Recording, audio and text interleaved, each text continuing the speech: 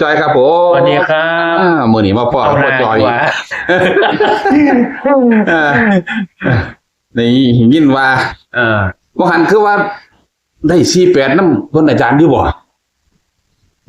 เพิ่นเว้าให้ฟังอยู่นี่เพิ่นว่า4748ระวังเด้อนั่นน่ะ บ่ได้นะ โอ้ บ่ได้ซื้อ โอ้บ่ได้ซื้อเลย บ่ได้ซื้อน้ำเพิ่น เออมื้อนั้นเลยไปเบิ่งทางนำ คือว่าฝันจังไดก่อนฝันจังไดบ่ฟัง ทาง ดู นำเพิ่นเลยไปเบิ่งครูสาสิให้ลูกมาเฮ็ดบัดนี้ลงมานี่แล้วพ่อเพิ่นอยู่นี่เพิ่นก็เลยเว้าสู่ฟังอย่าลืม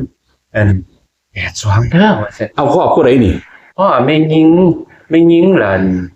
ไม่ยิงนี่ผมยาวบ่เกิน45 อันนี้ในความฝันบ่ฮือ แม่นในความฝัน โอ้ เมื่อนั้นข่อยมาย่างลงมานี่ แล้วบัดนี้ข่อยละเมื่อข่อยละเข้าความฝันข่อยว่าเพิ่นย่างมานี่มาบอก โอ้ในความฝันอันพ่อจ้อยมาเลาะเบิ่งหมองที่ถมดิน เบิ่งเป็นความจริงมารอเบิ่งน่ะความจริง โอ้เป็นความจริงอยู่อันนี้บ่ได้ฝัน บ่ได้ฝัน มารอเบิ่งแล้วบัดนี้ยามมื้อแลงแล้วเมื่อเพิ่นก็มาหามาฝัน โอ้ ฝันว่าเพิ่นมาบอกอยู่นี่เพิ่นย่างขึ้นมาแตะพุ่นล่ะ มาพ้อกันอยู่เนี่ย เพิ่นละว่าอย่าลืม82เด้อว่าซั่นแล้วบัดนี้ข่อยก็ยังรอเบิ่งน้ำอยู่แล้วละย่างลงไปแล้วย่างลงไปรุมพุ่นย่างแล้วเรากลับขึ้นมาอันนี้ตัวเก่าอยู่เด้อ82คือเก่าเด้อว่าซั่นเจ้แล้วบัดนี้ ผมมาบอก2เที่ยเดียวนี่ มาบอก2เทื่อแล้วย่างลงไปพุ่นแล้ว เอาคืนแรกนี่มาบอก บ่คืนเดียวกันเทื่อเดียวกัน คืนเดียวกัน แม่นเทื่อเดียวกันเราลงไปแล้วเรากลับขึ้นมาหาข่อยอีกนะ โอ้ แล้วบัดนี้เลยมาเว้าสู่อาจารย์ฟังโอ้ยข่อยคิดพอแล้วว่าซั่นอาจารย์ว่าข่อยคิดว่าแล้วมาผูกคอจูเนียร์หัวเราเป็นนายร้อย โอ้ยสิแหละ โอ้อันพวกว่าผูกคอตายที่ต้นไม้เนี่ย แม่นอันหัวเราน่ะเป็นไห้ห้อยซื้อหัวซื้อไว้อยู่นี่แล้วมันสมสะอาดอยู่หยังนี่ว่าซั่นอาจารย์ว่าน่ะเป็นนายห้อยซื้อหัวซื้อไว้แล้วเลยมาผูกคออยู่นี่ว่าซั่นบ่เราคือโซตาเจ้าบ่เราคือมาหาเจ้าสินะอาจารย์ว่าน่ะจังแล้วครับว่าซั่นแล้วเรามาเว้าสู่ฟังอาจารย์ก็เลยเว้าสู่ฟังแล้วตายท้องผูกตัวอยู่เนี่ยว่าซั่นแล้วสิเห็นเจ้ามาสายหนังมาหยังตีว่าซั่นเราอาจารย์ก็เลยว่าจังซั่นล่ะมาบอกลงไปแล้วเราเลยขึ้นมาบอกอีกจังซี่นะก็เลยสิเอาล้อเบิ่งกับอาจารย์เนี่ย เราบ่บอก2เที่ยในคืนเดียว แม่น เราย่านบ่ซื้อที่เราย่างกลับไปย่างกลับมาน่ะ ยันบ่ซื้อคือจังอยู่หั่นล่ะเห็นบ่ล่ะเฮ็ดฟื้นนำกันปีนั้นเจ้าบ่ทายอยู่หั่นเนาะแม่น200นั่นน่ะแม่นบ่ตู่จอยว่าซั่นแม่นบ่ลุงจอยว่าซั่นพี่น้องบัญชีญาสร้างว่าไม่ได้บอกคลิปบอกนั่นแค่ลุงจอยโอ้ยจังแล้วพอสวัยเราไปทายไงเราทายก็ได้เว้าสู่เราฟังว่าซั่นมันสิถืออีหลีบ่ล่ะว่าซั่นโอ้ยเจ้าก็ซื้อไว้ตัวอันจัก2-3ตัว4-5ตัวว่านั่นบ่แม่นข่อยได้5,000บ่คือ10,000หรอกจะได้หลายอยู่เพราะว่าบ่มีคนมักนำแม่นแล้วบัดนี้ข่อยก็ซื้อขนมมาให้ลูกให้หลานกินอยู่หั่นล่ะสายน้ำไปน้ำเอิ้นลูกหลานมาเอายามมื้อแลงเห็นจังซั่นของแท้เด้อผีแต่บ่เชื่อก็มาไปสายหนังน้ำข่อยข่อยพ่อโจรนั่นแหละ พ่อจนมิ้นแล้วบัดนี้พ่อโจรไปบ้านนั้นอิหยังพุ่นล่ะบ้านมวยไปกับหลานน่าจ้อยมันมาบอกเลขข่อยซั่นตัวใดล่ะว่าซั่น089ว่าซั่นข่อยก็นำ089บาทออกมามันก็89อีหลีบาทนี่ซื้อ2ตัวซื้อแต่3ตัวอยากได้หลายเสื้อ2ไปพาไปหาของเต็มรถซุมื้อของได้เต็มรถคือมือเลยเต็มรถซุมื้อว่าเป็นตาได้ก็ได้เสื้อเนี่ยเดี๋ยวเห็นแล้วตะวันคนผู้นี้ที่ว่าย่างขึ้นมานี่พอจอยเคยเห็นหน้าบ่เคยเห็นจักเทื่อเว้าสู่อาจารย์ฟังอาจารย์ก็เลยว่าเนี่ยแล้วมาผูกคอตายอยู่ต้นไม้ต้นน่ะนะแม่นเห็นยังเขามาผูกแล้วว่าแล้วตายห้องกบหัวแล้วไปเป็นพ่อค้าปิดผู้สาวนี่ล่ะโซมสะอาดใกล้ๆเฮานี่นะโอ้นี่เราก็เลยเครียดแล้วก็เลยเครียดผูกก็บ่ผูกเงินมาผูกใส่หลังวัดนี่แม่นเราเว้าสู่ฟังก็เลยเว้าสู่เราโอ้ข่อยพ่อแล้วว่าซั่นแก้ความฝันสู่เราฟังแม่นแล้วอยู่นี่ว่าซั่นย่างใส่ชุดขาวมาว่าติครับบ่ขาวก็ธรรมดาล่ะโอ้แต่งชุดธรรมดาบ้านเฮานี่ล่ะมีเด็กน้อยนำบ่มีเด็กบ่ย่างมาผู้เดียวเรามาผู้เดียว ย่างขึ้นมาผู้เดียวมาหาพ่อจอย แม่นลุกไปแล้ว บ่แม่นเพิ่นอยากไปเกิดหรอก จัก มันหลายปีเด้เนาะ แม่นหลายปี อาจจะอยากไปเกิดแล้วก็ได้สิมาบอกคืออยากทำบุญนำ ที่แม่นก็บ่จักเดือนเราอยาก คิดว่าอยากทำบุญนำนี่คน แม่นแล้วเราเห็นข่อยม้าดูเด้ ม้าดูไม่เห็นนั่นเห็นนี่เห็นซอยพี่ซอยน้องสั่นจังซี่ห้วยแม่ขาวเอามาพาข่อยไปเอาอันนั้นอันนี้อาจารย์แล้วเสียค่าน้ำมันให้ไปบ่ได้ว่า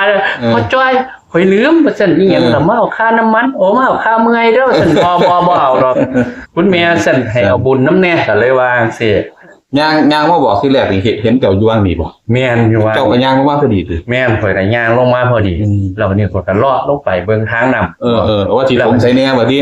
มันสิปิ้งไปจังได๋แล้วซั่นเรามันกลับขึ้นมาบ่สินะย่านเขาบ่ซื้อ ตัวที่เราบอกคักๆบอกตัวให้ก่อน 82นี่แหละ 82ดิ 8228นี่แหละเอาสิเอาตัวนี้ละไว้ ตัวนี้ล่ะบอกคักๆคือ ข่อยเอาตัวนี้ละจริงๆหมดบ่ได้ก็ย่า จะได้กันไว้ให้พร้อมคือ88 แม่น เพราะว่ามัน82ตัวดิ แม่น82กับ88 แม่นความจำ ตัวเก่าเด้อว่าติ ว่าซั่นแล้วย่างลงไปฮอดพุ่นเลยแล้ว บ่ ย่าง เราบอก มา ให้ตัวเก่าติ ฮะ วันเราบอกให้ตัวเก่าติ จังแล้ว 48นี่แหม จังว่าก็เอาไว้นำร้านเลยก็ดีกันไว้เนาะกันไว้8448นี่เพราะว่ามันเป็นอันเลขตัวเก่า แม่นขันไว้ก็ได้ ตอนนี้กันไว้ซื้อแล้วครับเด้อพี่ครับผมก็88นี่ละแต่ที่จริงแล้วเพิ่นบอกแค่82ตัวเดียว แม่น เอาอันนี้กันไว้ซื้อ มันออกมาตัวนี้นี่ห้วย ก็จ้อยดังกว่ามีทีมอยู่แล้วบัดนี่ โอ้ยบ่เอาแบบนั้นให้มีเงินใส่ก็บ่ พ่อจ้อยรถใช้หนังพุ่นน่ะจอดอยู่พุ่นน่ะเลยอยู่ใกล้ๆพุ่นครับอยู่ที่ผมรถใช้หนังของพ่อจ้อยพุ่นน่ะจอดอยู่พุ่น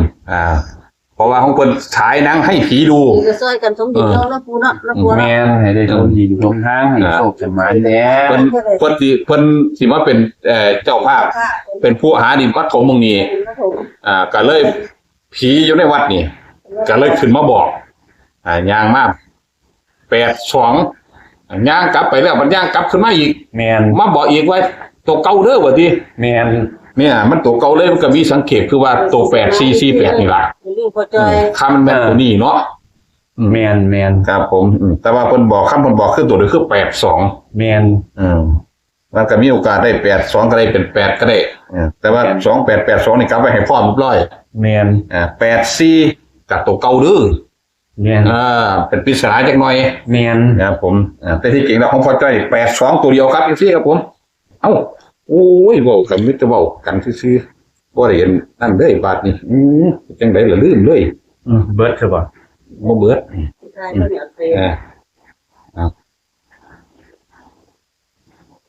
ผีเพิ่นมาย้ำให้คักติพ่อจ้อย แม่น ฝันนี่พ่อจ้อยมาเลาะเบิ่งสิหม่องสิถมที แม่น ย่างเบิ่งหันเบิ่งนี่ แม่น ย่างลงมานี่เด้อ แม่น บัดนี้มาขอเพิ่นอยู่หม่องไหนก่อน นี่แล้วข้างหลังนี่เลยแม่นข้างหลังเจ้านางนี่ โอ้ มาขอเพิ่นไปย่างมาเพิ่นก็เลยย่างมาตะพุ่นละ เห็นว่าต่างคนต่างย่างรัดกัน แม่น ตั้งใจมาหาพ่อจ้อยโดยเฉพาะเลย แม่น เพิ่นว่าจังได๋ซื้อเลขบ่บัดนี้ บ่แล้วก็ว่าสิเด้อย่าลืม82เด้อหรือว่า82เด้อจังซี่นะแล้วเราก็ย่างขึ้นไปทางน้ำไหลลงพุ่นเนาะแล้วย่างลงไปแล้วย่านเฮาบ่ซื้อก็เลยบ่โอ้เปลี่ยนเถอะบ่เปลี่ยน82คือเก่าเด้อว่าซั่น โอ้82คือเก่าเด้อบัดนี้ ได้โชคให้มัน เอายกเบิ่งพ่อจ้อยบัดนี้ ได้โชคให้มันได้กินได้ทานเพิ่นเฮ็ดหยังก็มันได้เฮ็ดตัว เอา มาเป็นเจ้าภาพตรงนี้ ครับผมมี8228นะครับตัวกลับครับอยู่ซี่กับผมราคา88พร้อมอย่าลืมตัวเก่าเด้อเพิ่นว่าเนาะครับแล้วก็เลยมี84นำครับ FC ครับเพราะว่าย่านเพิ่นบอกว่ามาบังนะครับปริศนาครับ FC ครับผมก็เลยเอาไว้เนาะครับเนาะพ่อจอยคนฉายหนังให้ผีดูครับพี่ผมงวดบังหันว่ามันสิได้มาฉายคักๆก็ท่านว่าบ่ได้มาครับเอางวดนี้แหละครับ FC กับผมพอจอยเพิ่นสิมาฉายให้แล้วก็เพิ่นสิเป็นเจ้าภาพถมดินครับ